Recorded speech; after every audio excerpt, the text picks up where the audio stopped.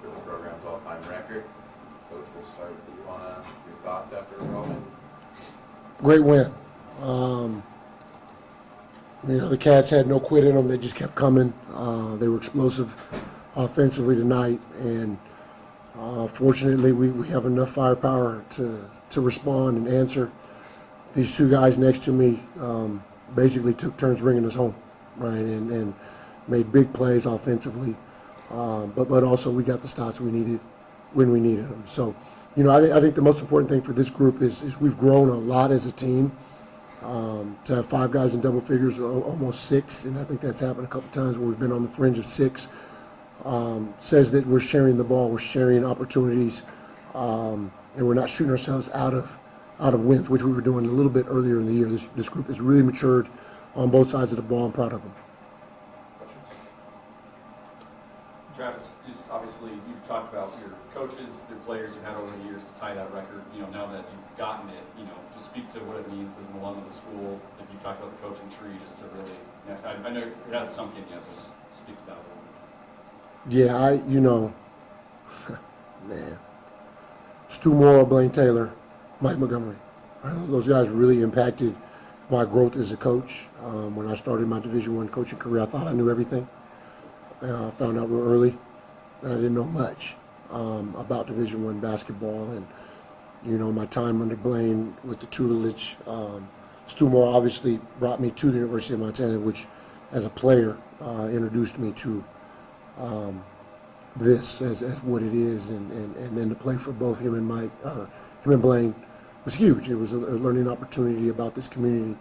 But as a coach, Blaine Taylor and Mike Montgomery really just how to prepare, how to get the most out of the guys you have, and how to keep looking forward, and so I had an opportunity to grow under some of the best. And, the record's the record.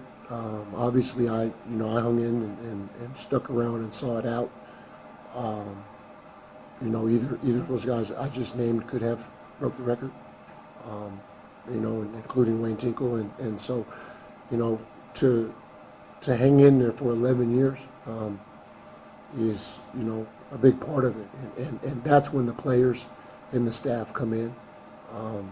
When you enjoy the people you're with every day, you show up every day and you return year after year. And then the support of my family, my daughter and my wife have, supported me in this community and been a big part. So, everyone's committed to winning. And when everyone's committed to winning, you win. Obviously, my name is on it, but Chris Cobb's been there for every single one of those games. But I named all my assistant coaches earlier on the radio, and they all played a role, including Zach Payne, who was on the other side of the court tonight. And so I'm just grateful to be surrounded by winners and great leaders.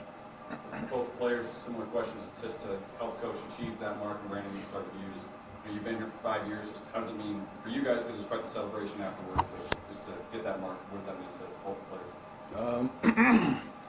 It means a lot.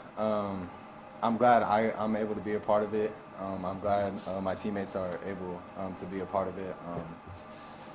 Coach Trav, he's a great coach. He challenges us every day, every practice. He doesn't let up. And I'm just grateful to be a part of it, and congrats. Thank you, sir. Same for you, Kai. Just your thoughts on that, and obviously big games both for all the Wilds in your first year here. Just speak to first the record, and then just get a chance to play in these atmospheres, and then drive as well. Yeah, the record's big time, and I couldn't be more happier for him. But I think I've only been here for a year, but when I entered the portal, my biggest thing was I want to win. That's like the bottom line, the only thing that really mattered to me of where I wanted to go. And I knew it when I signed up, when I got recruited. That coach knows how to win games, and everyone on the staff knows how to win games, and that's the biggest reason I came here. So to see this big milestone is awesome for sure. You guys have proven that you can respond to challenges from coach, but also just within the scope of the game over and over again. That was particularly true tonight. Why is that? Man, I think there's a lot of reasons. I think it starts in the off season, just pushing each other every day. I think iron sharpens iron, and we got such a great team and such depth that our practices are like games, sometimes harder than games. So I think that prepares you for big moments. And then I think just we got a lot of experience on the team, and even the young guys have learned from the guys with experience. And then, I mean, this season we've had close games throughout, and we're able to finish them out. So I think that experience is what's getting us that final home stretch to get the dub.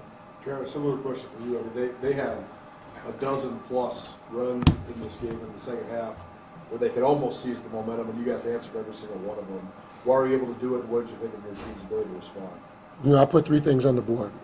Play physical, play tough, play like a winner. And the tough part is as much mental as it is physical.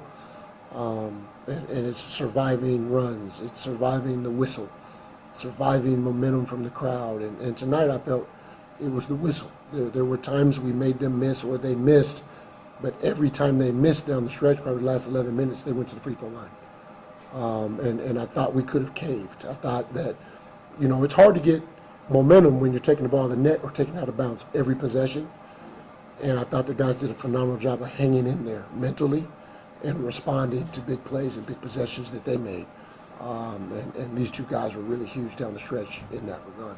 You killed them in the ball screen stuff so much in the first matchup. Did they change anything defensively in this matchup? And if so, then what was the move for you guys offensively? Because you played really well offensively. Well, we sought after some mismatches, some guys that we didn't think could contain width that he could finish over the top of. We put Kai in some secondary penetration where there were closeouts where he could get angles on rips, and I thought that's what brought us home. The coverage didn't change as much. You know, they were switching early, but for the most part, they wanted to keep the bigs on our bigs. And when we went small, it was easier for us to get into the lane because we could spread them out with more shooting. Obviously, free throws were a big part of this game. To see you guys hit so many, and obviously Sejan at the end hit those two to make it a 4-point game. What can you say about that performance? No, that's been huge for us down the stretch this year. Is we've made the ones we've needed to make to close games when we've had leads. When you're shooting fewer than your opponent, you really need to make a high percentage, and that's been a key for us all year. We started off slow this year. We're not our typical free throw shooting team. Typically, we've been top 5, top 10 in the country. This year, not so much, but we've made the ones we needed to make. Tejan's been in that situation, I think, 3 or 4 times this year where he's made 2 huge ones, up 1, up 2. That's got to be a huge advantage to have a big that can get the rebound after a miss, get fouled, and then go back. 100%, because usually you go small in those situations, and then you're not getting stops. And to be able to leave your 5-man in the game and not be concerned about him making free throws is definitely huge. For both players, it was 80 to 77. You made a couple of shots, and then you had to tip in.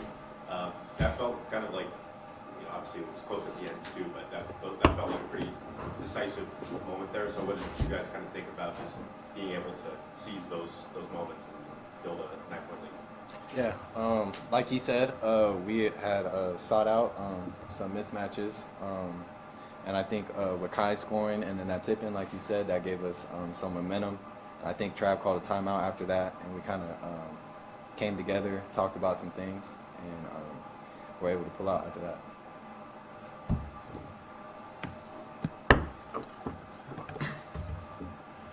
Yeah, obviously those plays at the end were big time for us and kind of got us the rest of the way. But I mean, that's just me and Whit in that situation. But it could be anybody any given night. And I think if you look back at our other games, there's moments like that with Malik, with Money, with Joe, with all our players.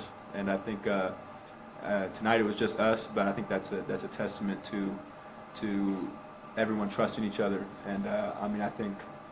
Speaking for myself, I think Whit feels the same. Is like your teammates instilling that confidence in you, and your coaches giving you the confidence to seize those moments makes it 1,000 times easier than if we were kind of separated. But I think everyone believes in everybody, and that makes it easy for us. So it was just our night tonight, but it could be anybody. Jared, you had a little back and forth with the crowd. They were like early in the second half.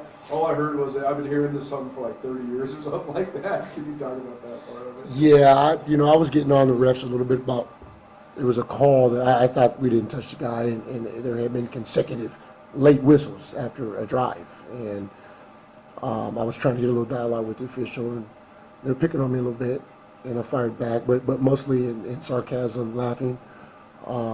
And once I got them to smile, I came back and said, yeah, it's 40 years. of this, right? And so, one, you're not going to get under my skin because I expected, I'm used to it, but two, I'm enjoying it just as much as you are. Brandon, to get a win here in your last time playing here, it must feel pretty good for you. Feels great. When I first started my career here, it was kind of started off not how I wanted it to start. But I'm glad at the end of my career I could walk out of here with a W. Travis, you guys led for basically 39 minutes of this game. There weren't any ties other than 0-0. I mean, can you think of many, Griz, any games that were like that that were this close as well? I think this is the only game that was as close as this was down the stretch, that only one team led. There have been some blowouts that we might have led, 37, 38 minutes. We got off to a really good start. I know his sophomore year, I think we made 10 threes in the first half. We started off hot in that one, so we might have led that entire game. But, it's a high energy game. Guys are ready to play. Guys are fired up. It's a big deal. We've got a lot on the line. I thought defensively the guys were, really ready to go. First 10 minutes of the game, obviously they found some things and got going, but they set the tone. And if you want to win games like this, you got to play defense. And so we could have been better on the defensive side, but I thought we played well enough to win. 9 wins in a row now, that sweep over the rivals. So I guess how do you guys stay locked in?